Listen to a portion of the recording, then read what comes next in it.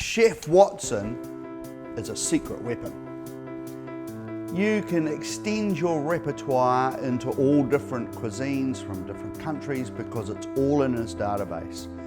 So if I was writing a menu and I wanted to do something from Peru, China, wherever it is, you can literally ask Chef Watson to design a dish from that country.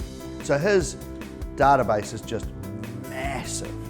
Imagine you're at home and you walk in, and what are we going to cook for dinner? You open your fridge up and you go, oh well, there's chicken here and I've got a couple of other ingredients, and you race into your computer, look up Chef Watson, push the get started button and you put chicken in, and then let's say you've got some gorgonzola and you push gorgonzola, and so it goes on, and then bingo, Chef Watson will come up and tell you the synergy of that dish.